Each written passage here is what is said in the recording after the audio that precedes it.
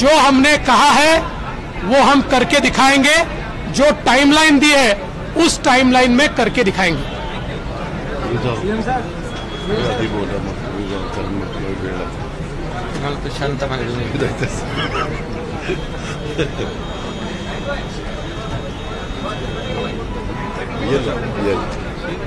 अरे आज खरं म्हणजे अर्थसंकल्प जो आहे,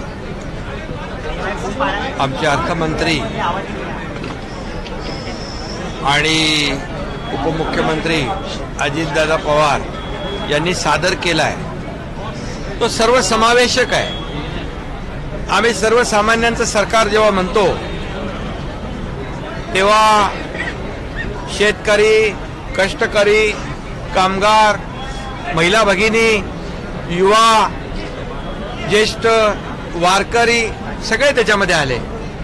आणि आज या अर्थसंकल्पाचं वैशिष्ट्य जे आहे, हे वैशिष्ट्य म्हणजे मुख्यमंत्री माझी लाडकी बहीण योजना, अतिशय महत्वाची योजना, डायरेक्ट आमच्या बहिणींच्या खात्यामध्ये 1500 रुपये महिन्याला, 1500 रुपये महिन्याला थेट जमा होणार।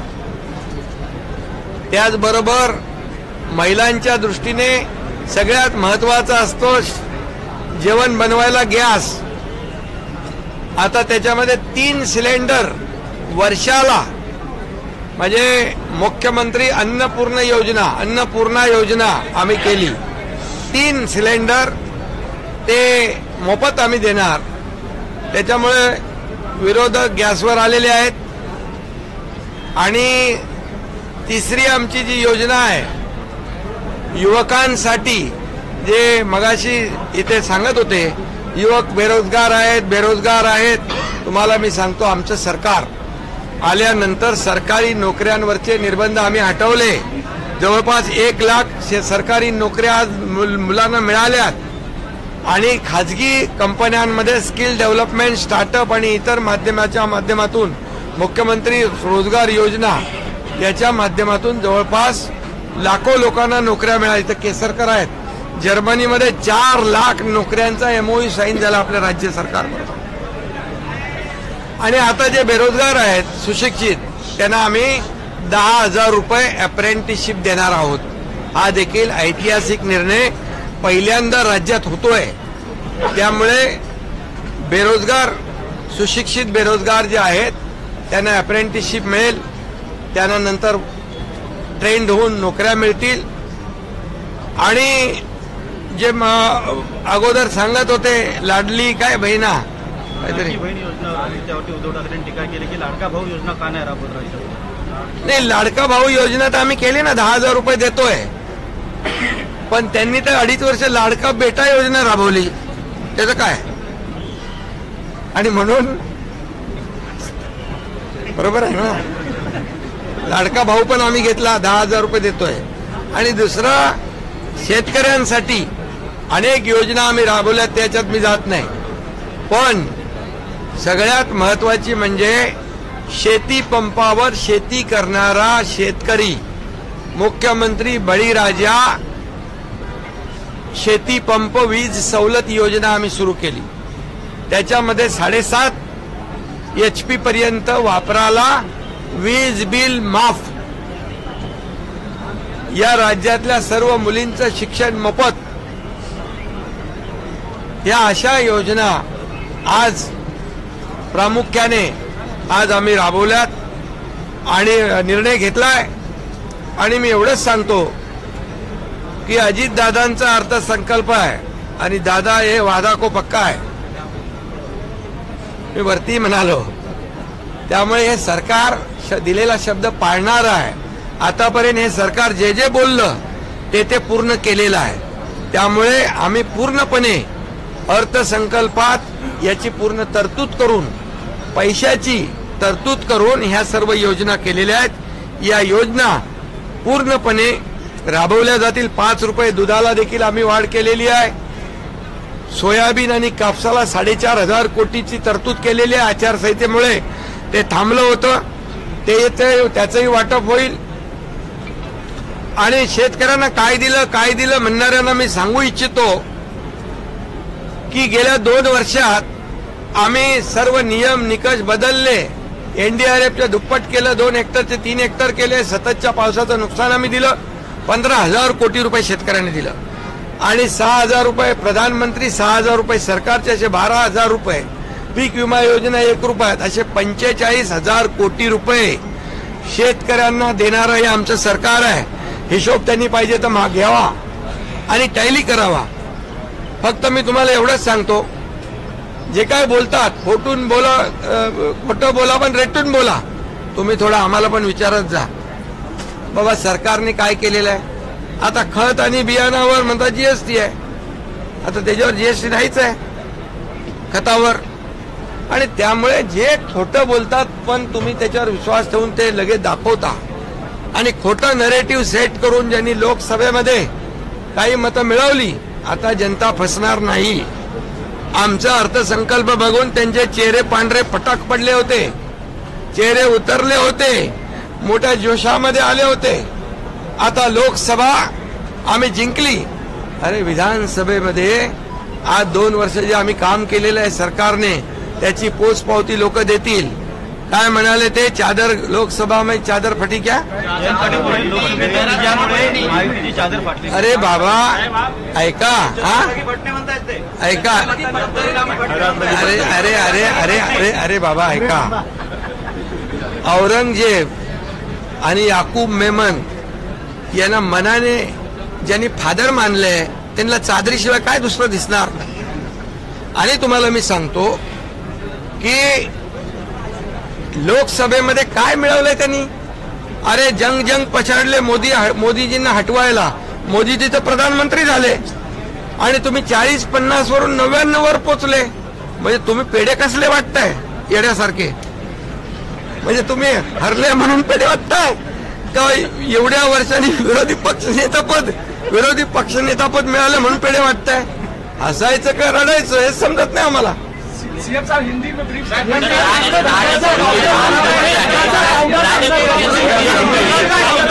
1 मिनट,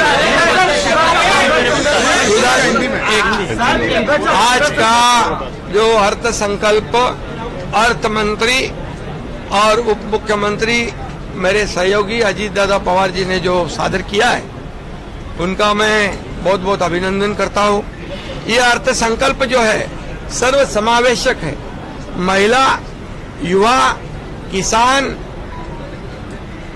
ज्येष्ठ, वारकरी, सभी लोगों को आगे बढ़ाने वाला, उनकी उन्नति, उनकी प्रगति करने वाला, उनको न्याय दिलाने वाला ये अर्थसंकल्प साबित हुआ है.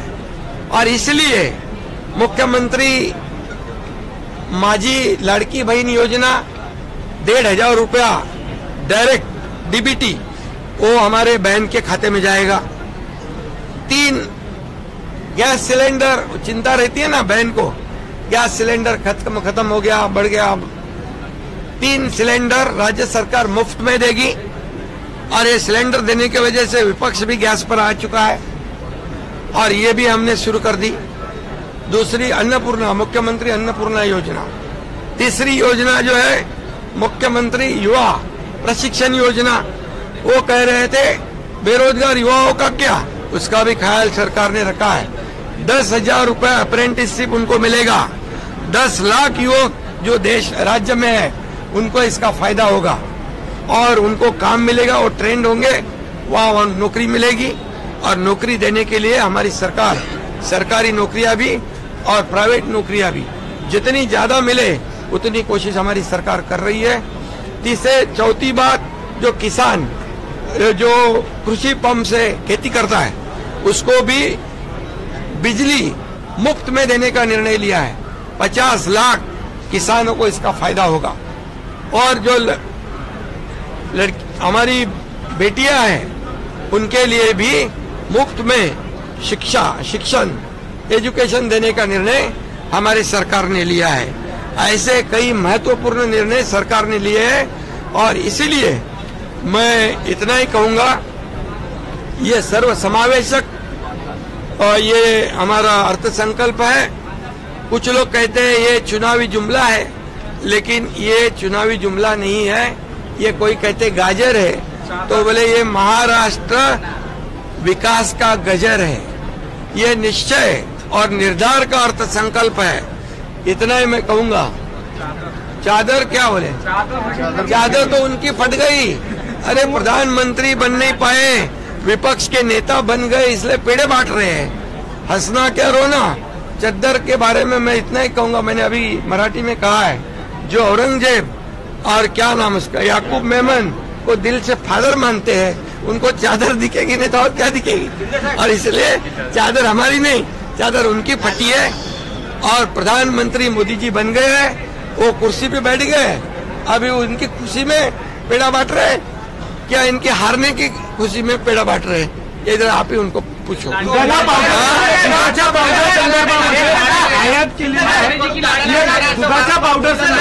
लाडका बेटा, वो लाडला बेटा जो नहीं, बेटा नहीं भाऊ, वो उसका भी, उसके लिए भी हमने 10,000 रुपए अप्रेंटिसशिप दिया है।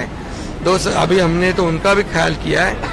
लेकिन 2.5 साल तो क्या कहते हैं, लाडला बेटा योजना चालू थी, वो चाहिए ना आपको। हाँ तो बस ठीक है। नाही, याच्यामध्ये दुधावर देखील 5 रुपये आम्ही देण्याचा निर्णय घेतलेला आहे आणि त्याच्यावर आमचे अर्थमंत्री बोलतील आणि तुम्हाला एवढंच सांगतो, एक मिनिट याच्यामध्ये जे विरोधी पक्ष खोटं नरेटिव्ह सेट करतायत की राज्य 6व्या नंबरला गेलं, हे चूक आहे। राज्य 2017 पासून 6 क्रमांकावर होतं। याचं कारण तुम्हाला सांगतो, हे पॉप्युलेशनवर डिपेंड असतं। पॉप्युलेशन, लोकसंख्या आपली जास्त आहे इतर राज्यापेक्षा। आज आपला जो 14% आपलं एकूण उत्पन्न देशाच्या उत्पन्नाच्या 14% आहे आणि तामिळनाडू पहिल्या नंबरला असताना 8% आहे। त्यामुळे त्याच्यावर देखील आपण खोट्या नरेटिव्हवर विश्वास ठेवू नका। परदेशी गुंतवणुकीमध्ये महाराष्ट्र पहिला आहे, जीडीपी मध्ये महाराष्ट्र पहिल्या नंबरला आहे, गुंतवणुकीमध्ये महाराष्ट्र पहिल्या नंबरला आहे। आणि त्यामुळे आपल्याला मी एवढंच सांगतो, आम्ही जे केलेला आहे निर्णय जो घेतला आहे, हा निर्णय आमची काय म्हणतो त्याला अंतरून पाहून आम्ही पाय पसरलेले आहेत। सर्व योजना जे त्यांना वाटतायत की या योजना कशा पूर्ण होतील, तर आम्ही दिलेला शब्द तंतोतंत पाळणार आणि योजना आमच्या 1 जुलै पासून लागू होणार। त्याचा फायदा थेट लोकांना मिळणार, त्यांच्या खात्यामध्ये पैसे जमा होणार।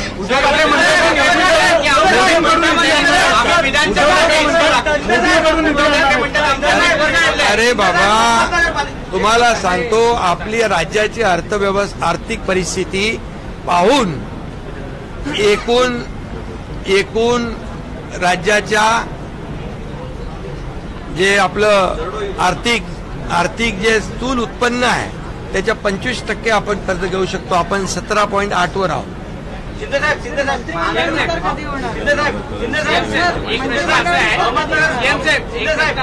नाही, आता तुम्ही अजितदादांनी संकल्प मांडला असला तरी आपल्या योजनांची छाप जास्त दिसते। या योजना कोणाच्या आहेत? सगळ्या आपल्या महायुतीच्या योजना आहेत। महायुतीच्या योजना कोणासाठी आहेत? या एकनाथ शिंदेच्या एकट्याच्या योजना नाही आहेत, या सरकारच्या योजना आणि सर्वसामान्य लोकांसाठी आहे। आणि म्हणून हे सर्वसामान्यांचं सरकार आहे, महायुतीचं सरकार आहे आणि एवढ्या योजना आम्ही लोकांसाठी राबवतोय। हा निश्चयाचा अर्थसंकल्प आहे, निर्धाराचा अर्थसंकल्प आहे। आणि पुन्हा होणाऱ्या विधानसभेच्या निवडणुकीमध्ये जनता त्यांनी जे खोटं पसरवून मतं मिळवली त्यांचा पर्दाफाश केल्याशिवाय राहणार नाही। वारकऱ्यांना पण पहिल्यांदा 20,000 रुपये दिंडीला दिले आम्ही। आज मुख्यमंत्री वारकरी महामंडळ स्थापन केलं, त्याच्यामध्ये पण पोटदुखी। वारकऱ्याने टाळ वाजवून त्यांना दाखवलं। आता नवीन मित्र मिळाल्यामुळे वारकरी त्यांना नकोशे झाले आणि जे वारकऱ्यांचा अपमान करतात त्यांना वारकरी धडा शिकवल्याशिवाय राहणार नाही।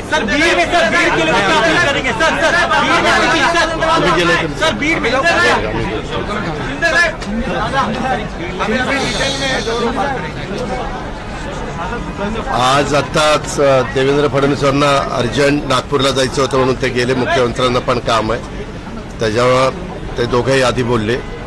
मला आपल्याला सगळ्यांना सांगायचं आहे की मी आजचा 10वा अर्थसंकल्प 10व्यांदा ह्या राज्याचा अर्थसंकल्प सादर केलेला आहे.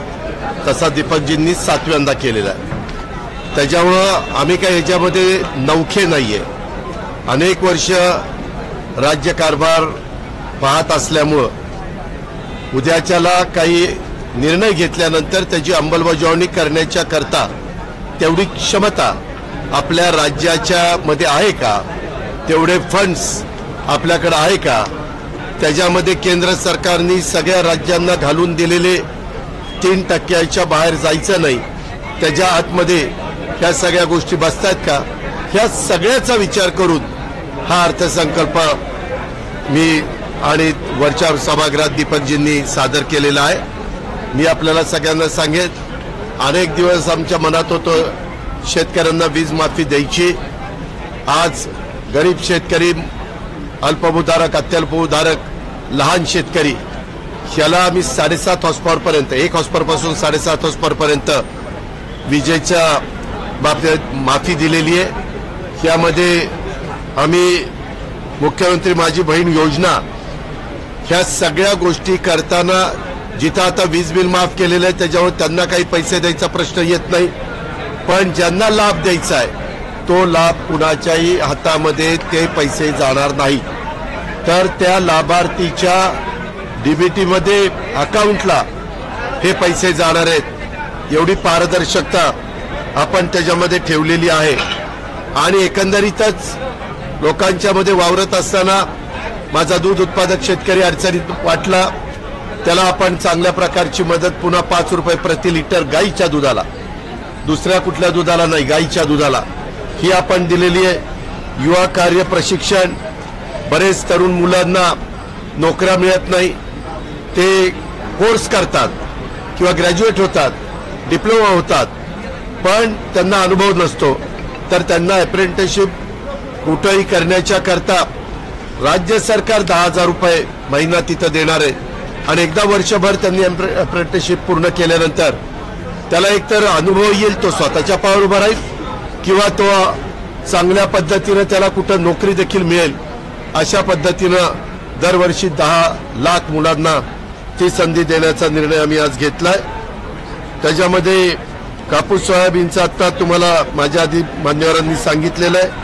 पिंक रिक्षा ह्या देखील आम्ही 10,000 महिलांना पहिल्या टप्प्यामध्ये देण्याच्या बद्दलचा निर्णय घेतलेला आहे. आपल्याला सगळ्यांना माहिती आहे की गरीब कुटुंबातली किंवा मध्यमवर्गीय कुटुंबातली मुलगी किंवा त्यांच्या घरातली कुणी भगिनी ही जर शिकायचं म्हटलं तर त्यांना ती फी परवडत नव्हते. आतापर्यंत आम्ही 50% त्यांना फी भरायला मदत करायचो, परंतु शेड्यूल कास्ट आणि शेड्यूल ट्राईबला तर 100% फी माफ आहे. आणि यांच्या मनामध्ये देखील इकॉनॉमी विकर सेक्शन मध्ये मोडणारा जो समाज आहे त्या सगळ्या समाजातल्या मुलींना वाटायचं की आमचं काय, आम्ही गरिबाच्या पोटी जन्माला आलो म्हणून आम्हाला चांगलं शिक्षण घ्यायचं नाही का. आणि त्याकरता आम्ही त्यांना आता 100% रक्कम देण्याचा निर्णय हा आजच्या अर्थसंकल्पामध्ये घेतलेला आहे. अर्थसंकल्प सादर करत असताना विरोधक वेगवेगळ्या प्रकारची टीका करतील की एवढा निधी कसा आणणार, त्याच्यामध्ये कुठलं पैसे येणार. मित्रांनो, या सगळ्याचा विचार करूनच आम्ही हा अर्थसंकल्प सादर केलेला आहे. मी आपल्याला सगळ्यांना सांगेन की 2022-23 मध्ये आपलं जीएसटी अधिक व्हॅट अधिक व्यवसाय करायचं उद्दिष्ट 2.25 लाख रुपये होतं. 23-24ला ते 2,05,500 कोटी रुपये झालं. त्याच्यानंतर त्याच्यामध्ये 24-25ला 2,20,000 इथपर्यंत त्या ठिकाणी झालेलं आहे.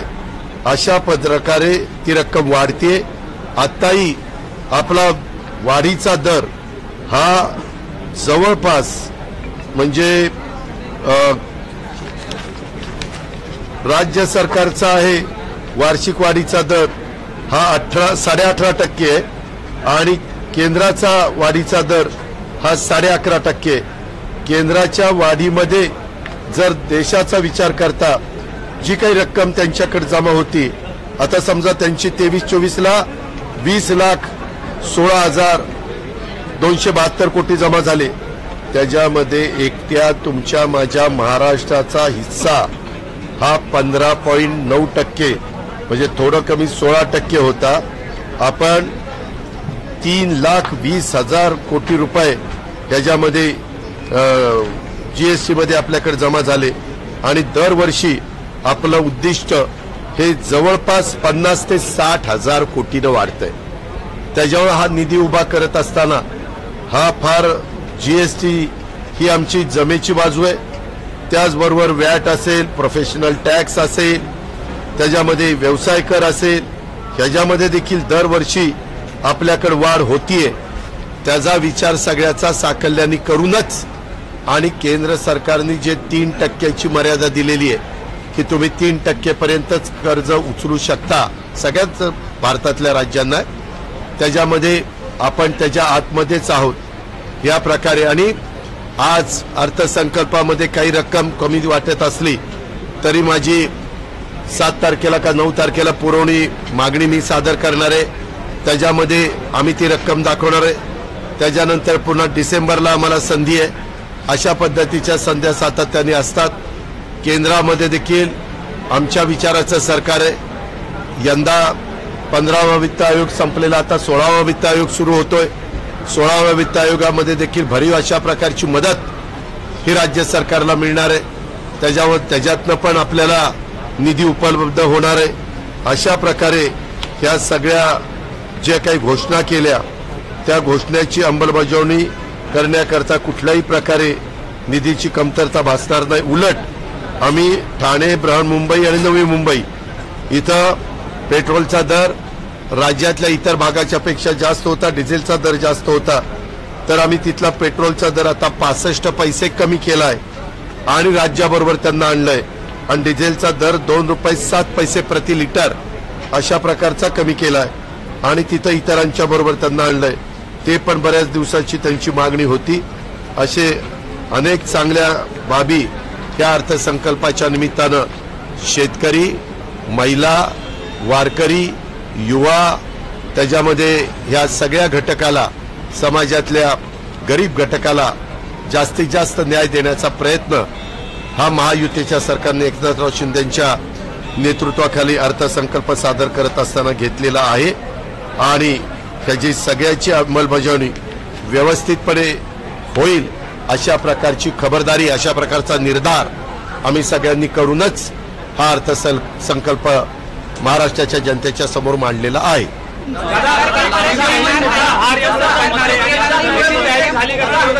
मी आत्ताच तुम्हाला काय सांगितलं, दरवर्षी आपलं 50,000, 60,000 कोटी, 50,000, 60,000 आपलं उत्पन्न जीएसटीचं वाढतंय.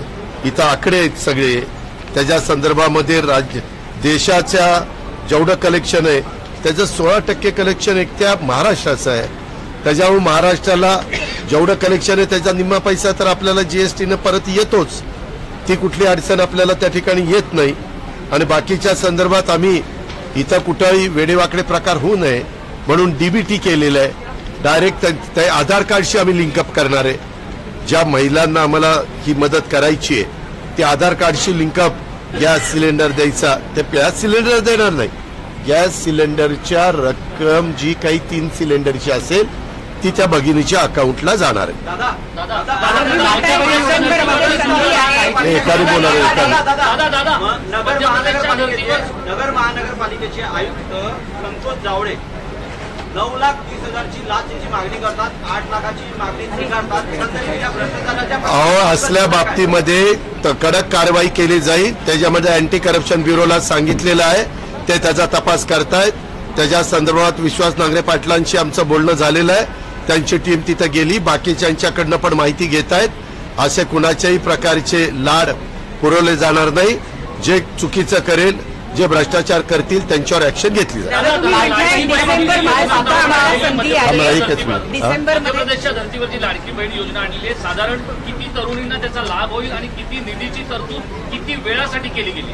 वर्षभराच्या करता 46,000 कोटी रुपयाची तरतूद त्याच्याकरता केलेली आहे आणि साधारण आमच्या मुली आणि बहिणी अशा मिळून, कारण त्या 21च्या पुढं आणि 60च्या आत अशा प्रकारची ती योजना आहे. लहान मुलींना जन्मलेल्या मुलीला तर 18 वर्षापर्यंत 1,01,000ची योजना आमची ऑलरेडी आहेच.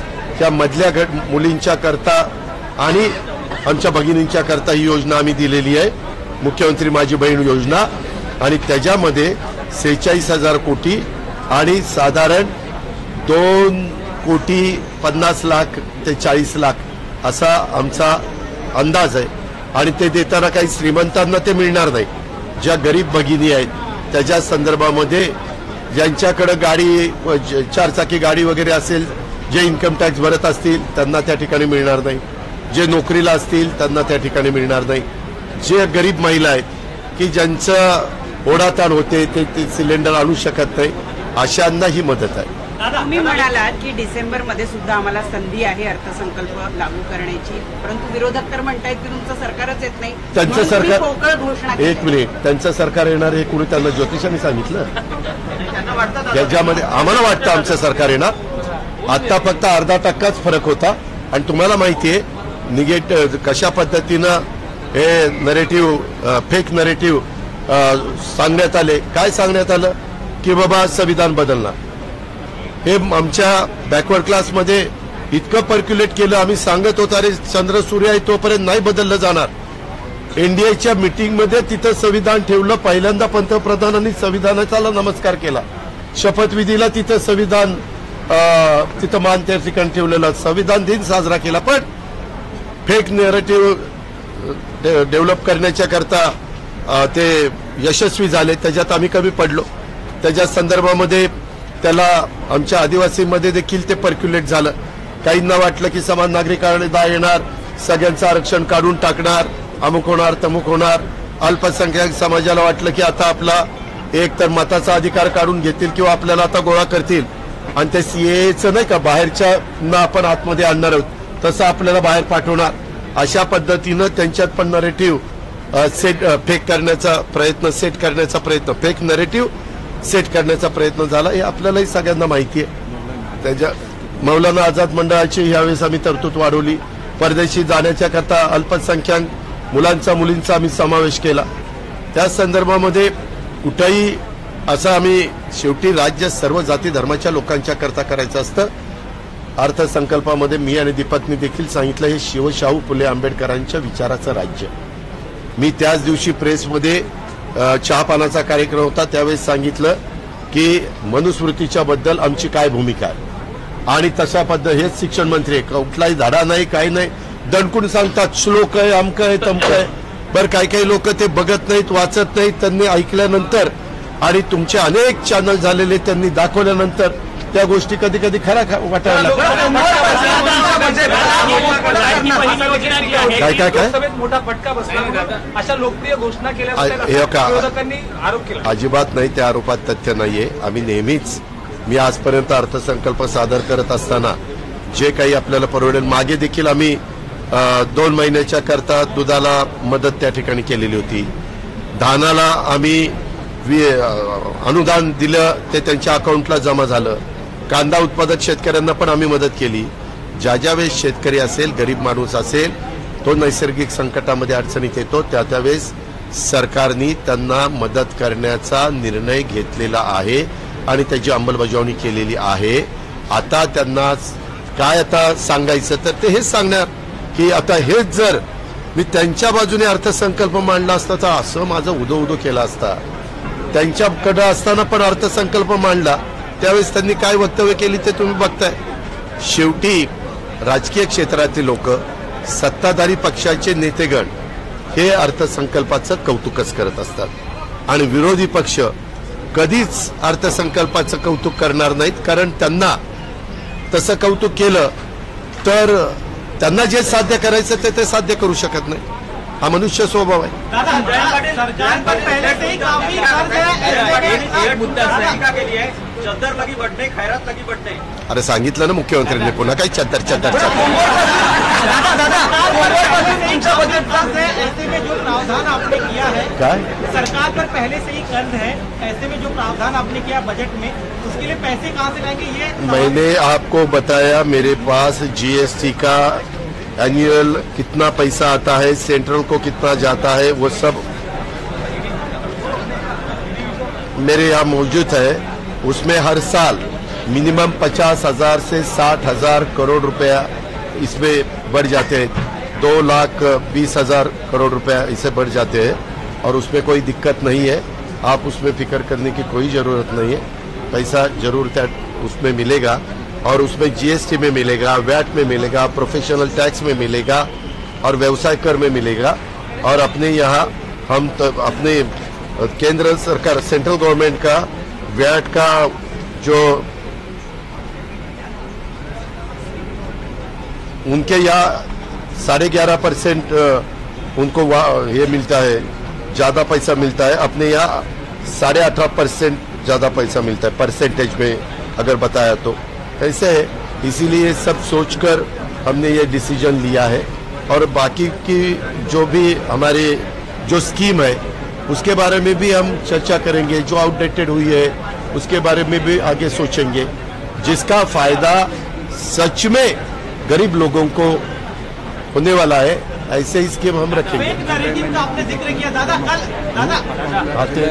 बोलता. और मला तुम्हाला एक सांगायचं आहे, 15वा वित्त आयोग संपलेला आहे. आता 16वा त्या ठिकाणी सुरू होतोय. 16व्या वित्त आयोगामध्ये देखील सेंट्रलचं बजेट झाल्यानंतर तुमच्या लक्षात येईल की सेंट्रल पण साधारण, मी आजच तुम्हाला सांगतोय, तुम्ही त्या दिवशी पण मी बजेट झाल्यावर तुमच्याशी बोलीन, परंतु सेंट्रलचं पण बजेट देशातल्या 140 कोटी जनतेला डोळ्यासमोर ठेवून दिलं जाणार आहे. त्याचा डायरेक्ट इनडायरेक्ट फायदा देखील आपल्या राज्य सरकारला, आपल्या महाराष्ट्राला होणार आहे. आणि 16व्या वित्त आयोगात देखील आम्ही त्याच्याबद्दल आपल्याला कसे अधिकचे पैसे मिळतील याबद्दलचा विचार आणि तुम्ही बघा ना, हे सारखे टीका करायचे की आपल्याकडचे प्रकल्प जात आहेत, आपल्याकडचे प्रकल्प जात आहेत. खरं तर जयंत पाटील साहेबांनी जो मुद्दा काढलेला होता त्याला अतिशय व्यवस्थितपणे देवेंद्र फडणवीस साहेबांनी उत्तर दिलं. त्या 6व्या क्रमांकाच्या संदर्भामध्ये वास्तविक आपला 6वा क्रमांक 2017-18 पासून आहे, तो आतापर्यंत चालूच आहे. त्याच्यामध्ये काय आत्ता 6वा क्रमांक झाला नाही. मागं जयंत पाटील मंत्रिमंडळात असताना देखील त्यांच्याही, त्यावेळेस मी पण होतो, त्याही सरकारच्या काळात 6वाच क्रमांक आपला होता. त्याच्यामुळं हे काही वेगळं काही घडलंय, आखरीत काही घडलंय असं अजिबात समजण्याचं कारण नाही. ही पण बाब आपण सगळ्यांनी लक्षामध्ये घ्या. हा बोल बाबा. शिखर बँकेच्या संदर्भात वारंवार एक चौकशीच्या संदर्भात हे का चौकशी करण्याचा अधिकार एजन्सीला असतो, त्यांनी चौकशी करावी. माझ्या माहितीप्रमाणे CIDनं चौकशी केली, ACBनी चौकशी केली, EOWनी चौकशी केली, सहकार विभागाने चौकशी केली, रिटायर न्यायाधीशांनी चौकशी केली, नंतर सेक्रेटरीनं चौकशी केली. अशा अनेकांनी चौकशी केली. आणि पत्रकार मित्रांनो, ती बँक 600-700 कोटी रुपये नफ्यामध्ये. जर भ्रष्टाचार झाला असता, त्याच्यात एकच झालं, 65चं संचालक मंडळ होतं, त्याच्यात एक नाव अजित अनंतराव पवार होतं. ते जर नाव नसतं तर ह्याचा यत्किंचितही उल्लेख. आपण पण अजित पवार, अरे मी तिथं चेअरमन नव्हतो, व्हाईस चेअरमन नव्हतो, मी त्यावेळेस उपमुख्यमंत्री होतो, मला मिटिंगला पण जाता येत नव्हतं, पण अख्ख्या संचालक बोर्डाची नावं येतात, त्याच्यात माझंही नाव येतं. आणि आमच्या नावाला जरा जास्त प्रसिद्धी मिळते, त्याच्यामुळे तुम्ही ते आपलं चालवता. फेक नैरेटिव का आपने जिक्र किया, फेक नैरेटिव का. कल बीड़ में पथराव की घटना हुई, काफी तनावपूर्ण स्थिति. अभी क्या स्थिति और क्या अपील करेंगे आप? अभी लॉ एंड ऑर्डर ठीक ठाक है, पुलिस बंदोबस्त वहाँ है, सब कंट्रोल में है और वहाँ ठीक तरह से ध्यान देने के लिए पोलीस डिपार्टमेंट को बताया. राज्याचं एकूण कर्जाचा डोंगर आहे तो आपल्याला वाढताना पाहायला. मी तुम्हाला सांगितलं ना, आपलं उत्पन्न वाढतं. आपण 3% बाहेर गेलो का? 3% लिमिट आपण ओलांडली का? अजिबात ओलांडली नाही. जी केरळनी ओलांडली त्याच्यामुळे केरळला पैसे मिळत नव्हते, म्हणून केरळ सुप्रीम कोर्टात गेलं. सुप्रीम कोर्टातनं आदेश त्यांनी, म्हणजे सुप्रीम कोर्ट म्हणलं तुम्ही केंद्र सरकार बसा. केंद्र सरकार म्हटलं की आर्थिक शिस्त लावण्याच्या करता हे चालणार नाही, नाहीतर उद्या कोण 4% 5% 6% पार वाटोळच करतील, जे तिकडं पाकिस्तानचं आणि काही श्रीलंकेसारख्या राष्ट्राचं झालं तसं. त्याकरता मग केंद्राला सुप्रीम कोर्टाने सांगितलं तुम्ही सध्या त्यांना 10,000 कोटी रुपये द्या, कारण तिथं काही पगाराचेही प्रश्न निर्माण झालेले होते. आणि त्याच्यातून तुम्ही पुन्हा बसून त्यांनाही सांगितलं की सगळ्या राज्यांना न्याय एक असेल तर तुम्हाला देखील त्याची अंमलबजावणी करावी लागेल, असं केरळला पण सांगितलेलं आहे. शेवटी कुणीही राज्यकर्ते असले तरी सगळ्यांना वाटतं आपण भरभरून सगळ्यांना द्यावं. अरे परंतु तुमची तेवढी भरभरून देण्याची क्षमता आहे का? तुमची तेवढी ताकद आहे का? तेवढं तुमचं उत्पन्न आहे का? तेवढा टॅक्स तुमच्या तिजोरीमध्ये येणार आहे का? केंद्राकडनं किती तुमचा निधी येणार आहे? या सगळ्या गोष्टी, कारण केंद्र सरकारने परवानगी दिल्याशिवाय मार्केटमध्ये तुम्ही लोन उचलू शकत नाही, ही पण बाब आहे. मग वर्ल्ड बँक असेल, बाकीचे काही जपानीज गव्हर्नमेंट असेल, हे पण 0.5% वगैरे पैसे देतात, परंतु ते लिंकअप करतात डॉलरशी आणि मग ते परतफेड करत असताना ते शेवटी 6-7% जातच, कारण रिपेमेंटला जास्त काळ असतो त्याचा. ज्या तुम्ही घोषणा केलेल्या आहेत मध्य प्रदेशमध्ये ज्या पद्धतीचा फायदा झाला, असाच फायदा तुम्हाला विधान परिषदेला होऊ शकतो असं वाटतं? असं नाही. आम्हाला त्या गरीब महिलेला ज्या ज्या ठिकाणी महिलांना सक्षम करण्याचा प्रयत्न झाला तिथं तिथं महिला समाधानाने त्यांचं कुटुंब संसार चालवतात. त्याकरता हे गरिबांच्या करता आहे, जे इन्कम टॅक्स भरतात, जे नोकऱ्या करतात, जे त्या ठिकाणी 4 चाकी वाहनांनी फिरतात त्यांच्याकरता नाहीये. मिडल क्लास आणि गरीब तिथपासून खाली ज्या माझ्या भगिनी असतील, ज्या माझ्या मुली असतील त्यांच्याकरता आहे. उद्धव ठाकरे असं म्हटले त्या अर्थसंकल्पाच्या बाबतीत खोटं बोलून सत्तेत यायचं आणि मग महाराष्ट्र ओरबडण्याचा प्रयत्न करायचा, अशा पद्धतीची टीका केली. कधी खोटं बोलून सत्तेत कोण आलं? कोण? नाही, त्याच्या संदर्भामध्ये माग ज्या वेळेस जे सरकार आलं ते काही खोटं बोलून येतात का? लोकांना जे योग्य वाटतं त्या पद्धतीने लोक बटणं दाबतात आणि लोकशाही आहे. डेमोक्रेसीमध्ये प्रत्येकाला आपलं म्हणणं पण मांडण्याचा अधिकार आहे आणि मत पण मागण्याचा अधिकार आहे. शेवटी जनतेचा विश्वास ज्यांच्यावर आहे, जनता त्यांना निवडून देते. गरीब महिलाओं के लिए जो लाड़की बहन योजना लाई गई है, नहीं, लाड़की मुख्यमंत्री माझी बहन योजना ऐसा उनका नाम है और उसमें करीबन 46,000 करोड़ रुपया हम ये गरीब जो महिला है, मिडिल क्लास की जो महिला है, जो हमारी लड़की है, उनको देने के लिए ये हमने ये जो प्रकल्प ये योजना लाई है और उसके बारे में साल भर में उनको टोटल 18,000 रुपीज मिलेंगे per month, 1,500 rupees per month. ऐसे उसमें ये स्कीम का हम नहीं, वो लाभ के लिए नहीं. हमने अभी, मैं भी फार्मर हूँ, फार्मर के लिए तो मुफ्त बिजली की डिमांड बहुत सालों से चालू है, बहुत सालों से. एक दफा सुशील कुमार शिंदे चीफ मिनिस्टर थे तब भी हमने की थी, लेकिन बाद में कोई कारण वो वापस लेनी पड़ी. लेकिन इस दफा पूरा सोचकर क्या हुआ है, अभी 9,500 मेगावाट बिजली हम सोलर से करना चाहते हैं. उसके सब टेंडर वगैरह निकाले. उसके लिए जो लैंड चाहिए, आपको ताज्जुब होगा सबको, वो लैंड अपने महाराष्ट्र गवर्नमेंट की ही अवेलेबल हुई है. रेवेन्यू डिपार्टमेंट हो या अलग अलग इरिगेशन डिपार्टमेंट या वाटर रिसोर्सेज डिपार्टमेंट, ऐसे अलग डिपार्टमेंट की, वो हमने उनके एनर्जी डिपार्टमेंट के पास दी है. अभी खाली आप प्रोजेक्ट करना चाहते हैं तो वो लैंड है, आप इन्वेस्टमेंट करना, और सेंट्रल गवर्नमेंट के 30% सब्सिडी है उस पर. तो जो इन्वेस्टमेंट करना चाहते हैं वो लोगों ने हमें कहा कि हमें जल्द से जल्द लैंड दे दो. उनका काम शुरू हुआ है और जब बिजली सनलाइट सुबह 8 बजे शुरू हो जाएगा तब आपकी इलेक्ट्रिक पंप चालू होगा. शाम को सनराइज होने के बाद, सनसेट होने के बाद, सनराइज से शुरू होगा, सनसेट के बाद वो खत्म होगा. तो लोगों को भी, हमारे फार्मर्स का कहना ही ये है कि हमें दिन भर बिजली चाहिए, रात को मिलने के बाद कभी कभी टाइगर आता है, कोई बिट्टे आता है और कोई बहुत कुछ होता है, तो इसीलिए उनको डर रहता है, वो जाते नहीं। तो इसीलिए ये भी होगा, उनको दिन भर बिजली मिल जाएगी और खाली 2 रुपए 75 पैसे से 3 रुपए 100 रुपए में वो बिजली हमें मिल रही है। तो इसमें हमें इंडस्ट्री को भी हम मदद कर सकते हैं। इंडस्ट्री का रेट हम क्रॉस सब्सिडी, इंडस्ट्री को रेट बढ़ता था और हम उनके तरफ से पैसे लेके फार्मर्स को क्रॉस सब्सिडी देते थे। अभी ऐसा नहीं होगा, अभी उनको भी रेट कम हो जाएगा और इंडस्ट्री भी अपने महाराष्ट्र में ज्यादा बढ़ जाएगी। सोमवारपासून तुमच्या बजेटचं पोस्टमॉर्टम होणार आहे। तुम्ही पहिल्यांदा बजेट मांडलं त्यावेळेला राज्याची स्थिती आणि आता बजेट मांडताना तिजोरीची आणि एकूणच राज्याची स्थिती तुम्ही कशी? मी पहिल्यांदा बजेट मांडलं त्याही वेळेस आपलं उत्पन्नाच्या 3% लिमिट होतं, ते मी पाळलेलं होतं। आताही बजेट मांडलेलं आहे त्यावेळेस 3% आपल्या एकंदरीत ज्या काही उत्पन्न आहे त्याच्या 3%च्या आत आपण आपलं लिमिट ठेवलेलं आहे। जी काही बंधनं फायनान्स डिपार्टमेंटनी केंद्र सरकारने घातलेली आहे त्याचं तंतोतंत पालन हे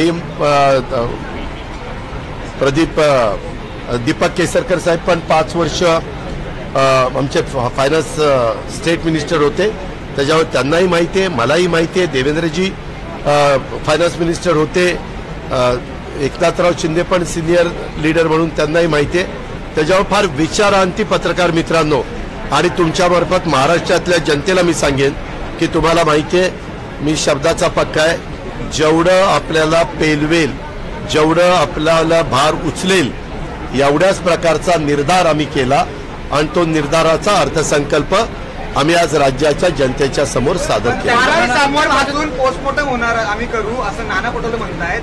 जो बजेट सादर केला गेलेला त्याचा पोस्टमॉर्टम आम्ही सोमवारपासून करू। पोस्टमॉर्टम कधी त्यांनी केलं तर त्याच्यापेक्षा वरच्या सगळ्या गोष्टी आम्हाला माहिती आहेत, त्याच्यामुळे आम्ही त्यांना ते पोस्टमॉर्टम करताना उत्तर द्यायला पुरून उरू। तुम्ही काळजी करू नका, तुम्ही फक्त बघा ते काय मुद्दे काढतायत आणि आम्ही काय उत्तर देतो। पार्टीसाठी महाज्योतीच्या संदर्भामध्ये नवीन तरतूद करण्यात आलेली आहे, मात्र जुने जे पीएचडीचे विद्यार्थी आहेत, संशोधक विद्यार्थी, त्यांच्या पीएचडी संशोधक विद्यार्थ्यांचा अजून प्रश्न मार्गी लागलेला नाही। 2 वर्ष झाले त्यांची पीएचडी फेलोशिप प्रलंबित आहे। हो, मधल्या काळामध्ये मधी काहीतरी चीफ सेक्रेटरीच्या अध्यक्षतेखाली समिती केलेली होती आणि प्रत्येक ठिकाणी किती पाहिजे असं काहीतरी चर्चा कॅबिनेटमध्ये झालेली होती। आता आपण सांगताय त्याच्याबद्दल मुख्यमंत्री साहेबांना ते डेलिगेशन भेटलेलं आहे आणि मुख्यमंत्री साहेबांची त्यांची चर्चा झालेली आहे। राज्याच्या प्रमुखांनी काय त्यांना उत्तर दिलेलं आहे। तिला 500 कोटी केला ना, 30 कोटी गॅरंटी होती ती 500 कोटी गेली। उद्धव ठाकरे म्हणतायत कुठलं? एक मिनिट, मी पहिल्यापासून सांगतोय शिवशाहू फुले आंबेडकरांचा विचारधारा घेऊन आम्ही पुढे चाललेलो आहे। त्याच्यामध्ये सर्व जाती धर्माचे लोक होते। हिंदवी स्वराज्याची स्थापना झाली तेव्हाही सगळ्या जाती धर्माचे लोक होते आणि आताही सर्व जाती धर्माचे लोक आपल्या महाराष्ट्रात राहतात, आपल्या देशामध्ये राहतात। त्याच्यामुळं हे सोडलंय का ते सोडलंय का असं उगीच कारण नसताना गैरसमज करण्याचा कामच नाही आणि केंद्र सरकारला मागच हा प्रस्ताव गेलेला आहे, तुम्हाला सगळ्यांना माहिती आहे। अरे मी सांगितलं ना, गरीब महिला, गरीब मुलगी, बीपीएल नाही त्याच्याही पेक्षावर मिडल क्लास त्यांनाही आपण देतोय। त्याच्यामध्ये म्हणजे ज्याची ऐपत गॅस सिलेंडर घेण्याची नाहीये 12 महिन्याचा अशा महिलांच्या करता साधारण 3 सिलेंडर देण्याची ही योजना। दादा, जितेंद्र आव्हाड म्हणजे 4 महिने ज्या लाडल्या बहिणीला त्रास दिला त्याचा लाडली बहीण योजना आता येऊन आली, उशिरा सुचलं शांतपण आहे। ठीक आहे, आम्हाला उशिरा शहाणपण सुचलं, काय त्यांच्या पोटात दुखतंय? शेवटी माणूस आहे, काम करत असताना माणूस जो काम, मी तुम्हाला सगळ्यांना सांगतो, जो काम करतो तोच चुकतो। जो कामच करत नाही, नुसतीच बडबड करतो, फक्त बराळतो, त्यांची काही चूकच होत नाही, नुसतंच बराळायचंय, नुसतीच बडबड करायची। आम्हाला कृती करून लोकांना त्याचा लाभ द्यायचा आहे, त्याची नोंद कृपया घ्या. परदेशी शिक्षण फेलोशिप संदर्भामध्ये पूर्वी 65% अट होती, आता ती 75% करण्यात आलेली आहे. त्याच्यामुळे मागासवर्गीय सगळ्या विद्यार्थ्यांना त्या अडचणीला सामोरं जावं लागतं. नाही, काय अडचणीला सामोरं जावं लागतं. आपल्या इथं मुली एवढ्या हुशार आहेत, आता मुलं मुली 90%, 95%, 99% मार्क मिळवत आहेत. मग जास्त मार्क मिळवणाऱ्याला जर पुढं बाकीच्यांना आपल्या इथं राज्यात आणि देशात सगळ्या प्रकारचं शिक्षण आहेच ना, परंतु काही विशेष शिक्षण घ्यायचं म्हटलं आणि त्यांना परदेशी जायचं असेल तर ते मेरिटचीच मुलं पाहिजे. मग मेरिट लावलं म्हणून बिघडलं कुठं? आणि सगळ्या घटकाच्या करता मेरिट आहे. आणि मागासवर्गीयांमध्ये जेवढी मागासवर्गीय किंवा आदिवासी मुलं मुली आहेत त्यांच्यात मेरिट लावलंय, तिथं कुठं वशिलेबाजी नाहीये. धन्यवाद. हा प्रश्न तुम्हाला कारण उद्धव ठाकरे असं म्हणाले की मौलाना आझादला पैसे वाढवण्यासाठी दिले कारण तुम्ही हिंदुत्व सोडलं. जरा एकाच प्रश्नाचं उत्तर देतो. एकाच प्रश्नाचं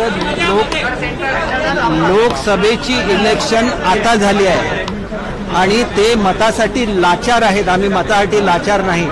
आम्ही सर्वांना समान न्याय देतो आणि 30 कोटीवरून 500 कोटीवर नेण्याचा निर्णय हा 4 महिन्यापूर्वी कॅबिनेटमध्ये झालेला आहे. ते फक्त मतासाठी म्हणून त्यांना गोळा करू शकतात. आम्ही मात्र सर्व लोकांनी शिकलं पाहिजे ही आमची भावना आहे.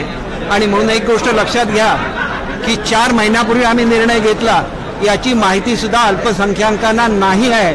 म्हणून तर तुम्हाला मतं मिळाली. ज्याला त्यांना याची माहिती मिळेल त्याला तुमची स्थिती अशी होईल की प्रत्येक सीट तुम्ही लाख मताने हराल अशी तुमची परिस्थिती होईल. आणि त्याच्यामुळे मताचं राजकारण करू नका, माणुसकीचं राजकारण करा, एवढाच सल्ला मला त्यांना द्यायचा आहे. आणि परदेशात जाताना सर्वच अल्पसंख्याक, त्याच्यामध्ये पारसी आहेत, शीख आहेत, ख्रिश्चन आहेत, सगळ्यांचं इन्क्लुजन त्या स्कीममध्ये सुद्धा केलेलं आहे. थँक्यू.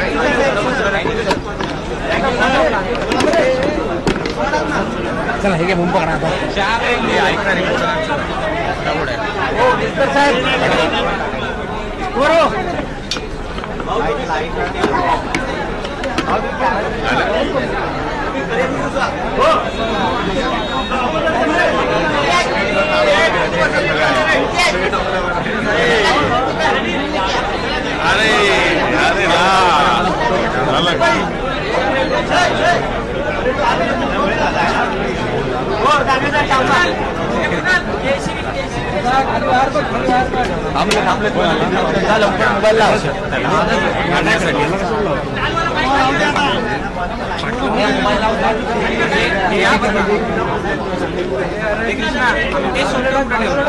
माईकला लावून ठेवलं होतं. साहेब नमस्कार. अनिल परवांनी भेटायला थांबवली.